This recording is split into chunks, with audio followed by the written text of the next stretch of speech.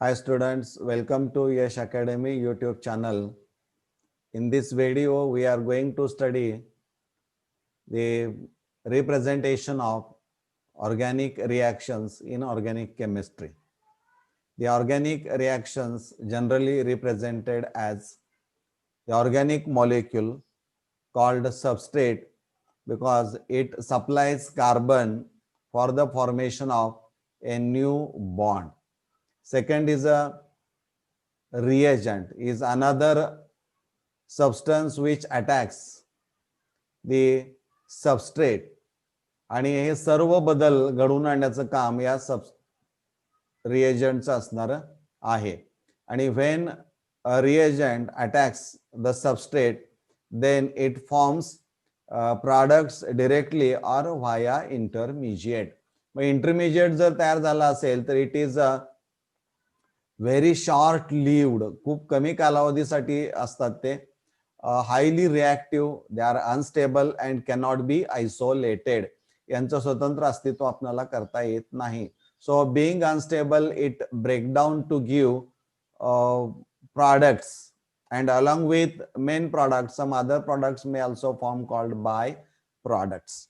So when a reagent attacks the substrate, then substrate undergoes the breaking of covalent bond or bonds between carbon and carbon, and second is a carbon and some other atom that is other than carbon. So this breaking of bond takes place in two different ways. One is a homolytic cleavage and second is a heterolytic cleavage or fission.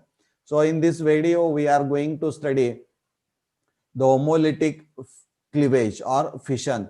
Homo means same or equal and cleavage means breaking. So in short we can say that homolytic cleavage is nothing but the equal breaking of a covalent bond. Now consider AB molecule. This is a covalent bond between two atoms, and covalent bond is formed by sharing of valence electrons.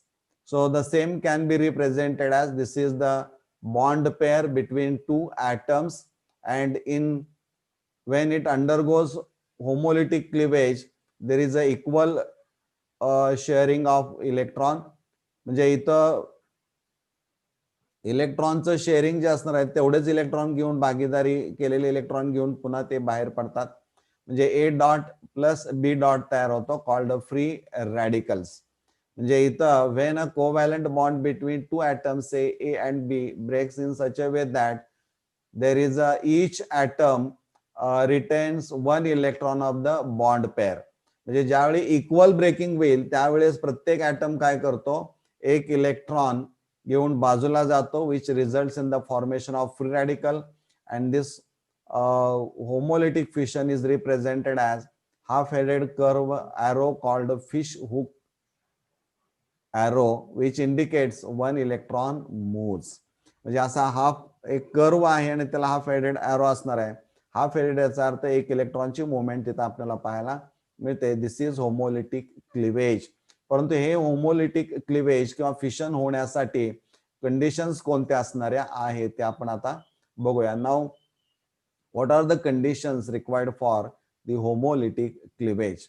You know that the homolytic fission results in the formation of free radical. मग free radical जो असणार आहे तो तयार होण्यासाठी कोणत्या conditions आवश्यक आहेत? त्यातली पहिली आहे होमोलिटिक फिशन और cleavage takes place in presence of help. H heat, E energy, L light and P is nothing but peroxides like hydrogen peroxide. म्हणजे याच्या सानिध्यामध्ये होमोलिटिक फिशन होतं. किंवा it takes place only when two atom joined by single covalent bond have the same electronegativity or nearly the same electron negativity. For example, you take chlorine molecule.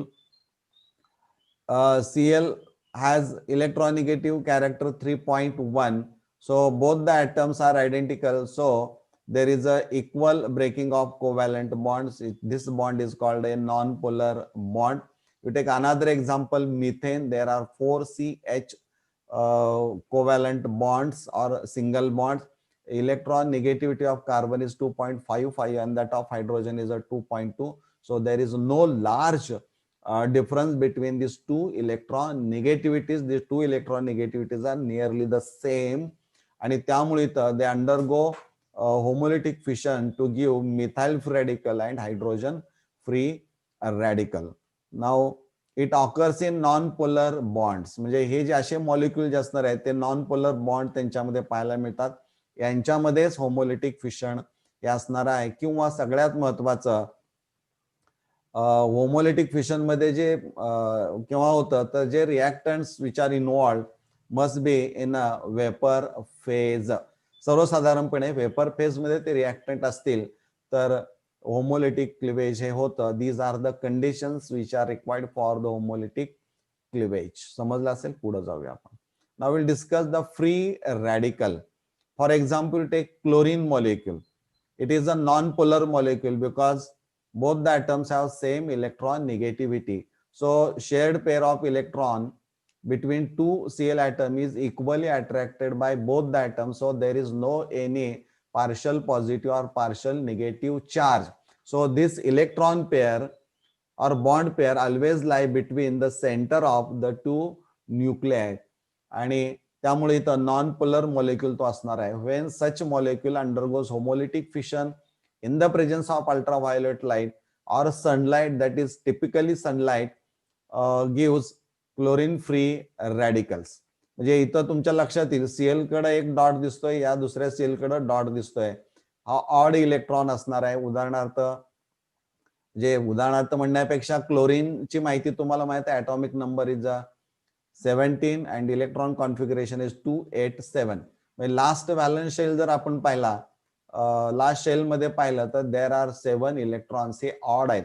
ते याही पद्धतीने आपण दाखवू शकतो. Cl 2 electrons plus 2 plus 4 6 plus 1 3 electron pairs आपल्याला आहेत आणि एक अनपेअर्ड इलेक्ट्रॉन इथं दिसतोय. हे ऑड इलेक्ट्रॉन हे 7 आपल्या दृष्टीने इथं पाहायला मिळत आहेत.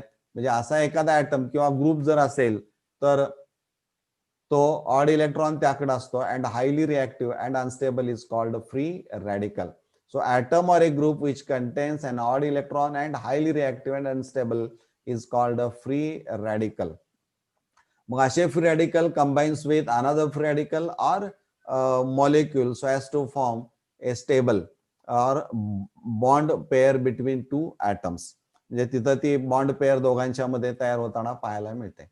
आता आपण shape of methyl free radical बघूया. मिथेन पासून हा मिथाइल फ्री रॅडिकल तयार झालेला आहे. 1 carbon, 3 CH bonds in all. There are 3 CH bonds, 1 dotted atom or a group hydrogen atom going away from the observer. Wedge represent the atom very close to the observer and dash represent the bond lie in the plane. So all the 3 hydrogen atom they lie in one plane and p orbital is perpendicular to these 3 CH bonds. So carbon of methyl free radical is sp2 hybridized and bond angle HCH is found to be 120 degree. म्हणजे 120 degree angle असेल त्यावेळेस planar structure असतं. ते कसं आपण बघूया. हे pz orbital असणार आहे which contain odd electron, that is 1 electron.